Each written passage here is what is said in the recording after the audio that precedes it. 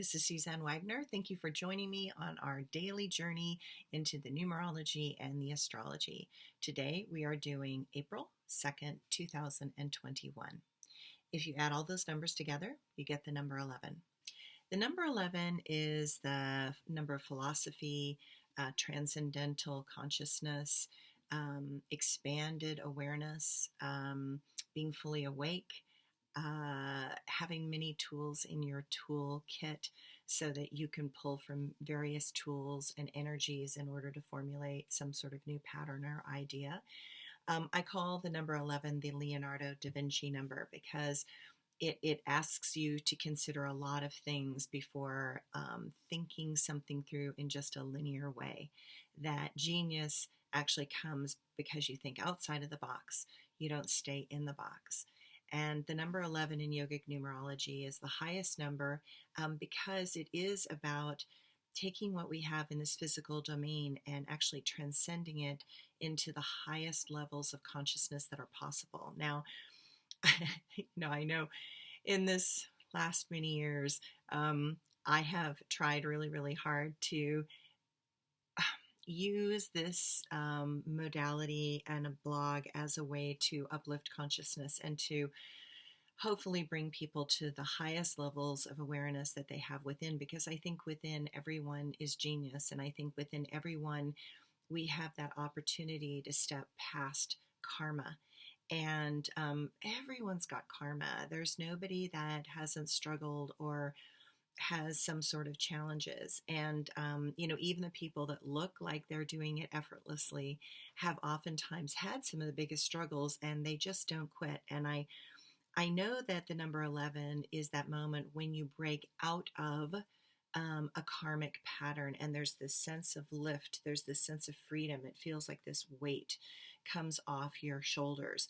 And I keep telling people I know that sometimes you feel like you do a good deed, you do a good deed, you do a good deed, and then it's like no good deed goes unpunished down in this domain.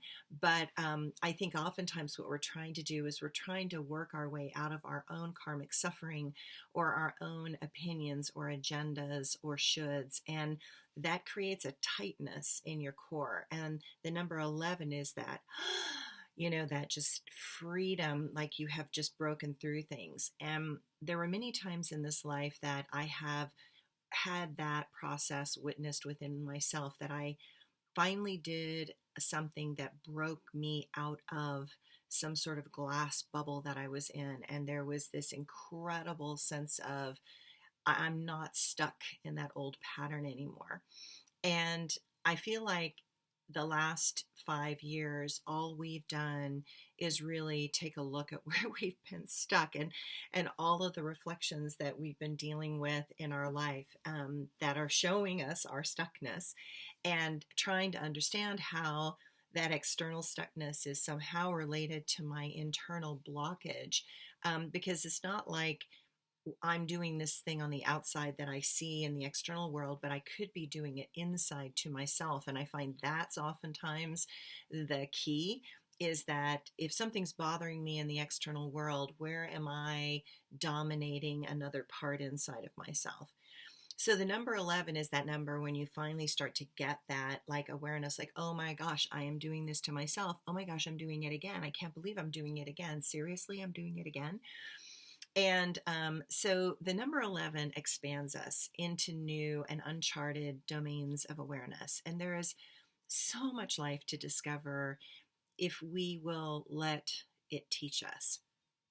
The big issue is always choice. Choice and the limited expression of free will that we utilize in this life will define us either in limiting ways or expanding ones. So I want to talk about that for a second, because I do believe we're in a free will zone, and I do believe you have choice. But I believe that karma gives you less choice. It gives you less options. So if you're carrying more karma, you'll feel like your options are narrowed. Your options are really limited. And it's almost like the universe goes, oh, no, you went too far to the right, smack. oh no, you went too far to the left, smack. Like, you have to stay within this domain, because maybe in another time you got a little out of control, and so now they're trying to give you bumpers, to kind of direct you and move you forward. But that can feel frustrating. It's like, why do I always have to be the good person, be the kind person, be the generous person, and other people can get away with all this stuff? And I kind of laugh, and I'm like, just wait, they'll have to deal with that in another lifetime, because karma always comes back around in some way, shape, and form. So there are moments when we push against our karma, restrictions, this life, and the hidden potential trying to be expressed. If you're pushing against all three, that can be quite a barrier to overcome. But try we must.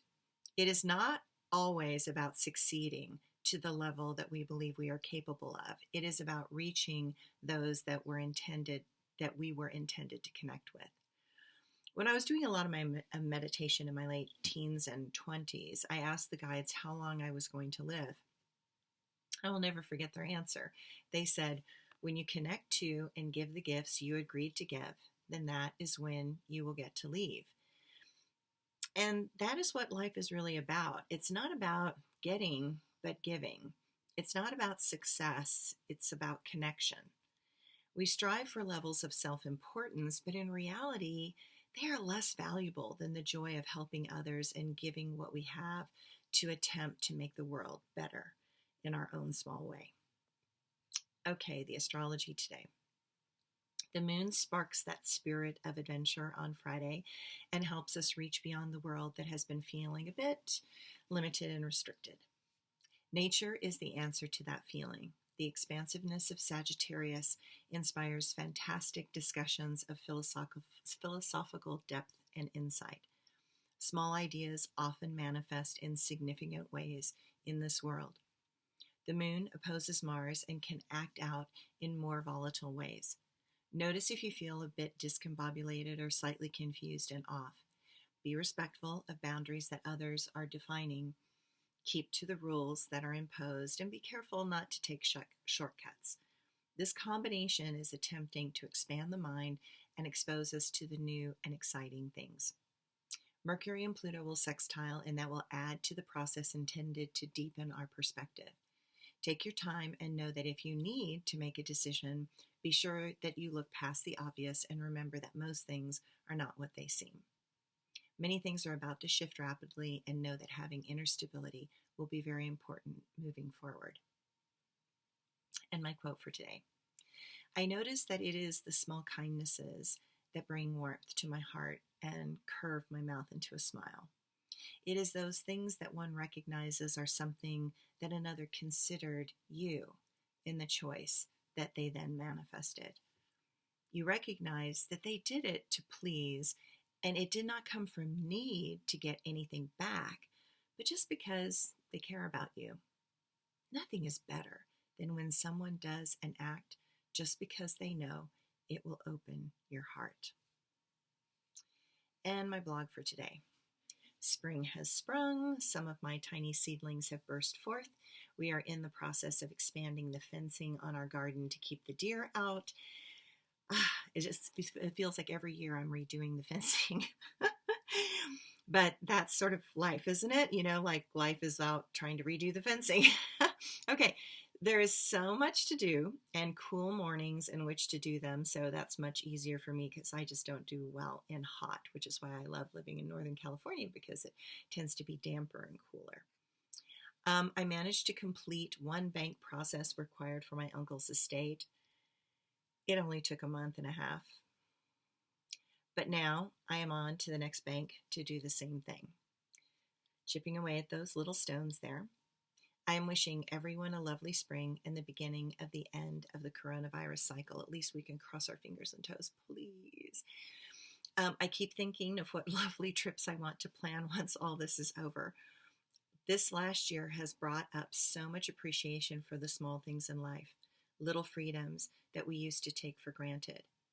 I love what I have accomplished. I love that I have paid down the debt in my life. I have fallen more deeply in love with my husband and appreciate him in wondrous new ways. I have found a calmer place to sit within my being. I care less for the apparent trappings of my old life. My perfectionism has dramatically diminished. I have less time for those that have no intention of giving back.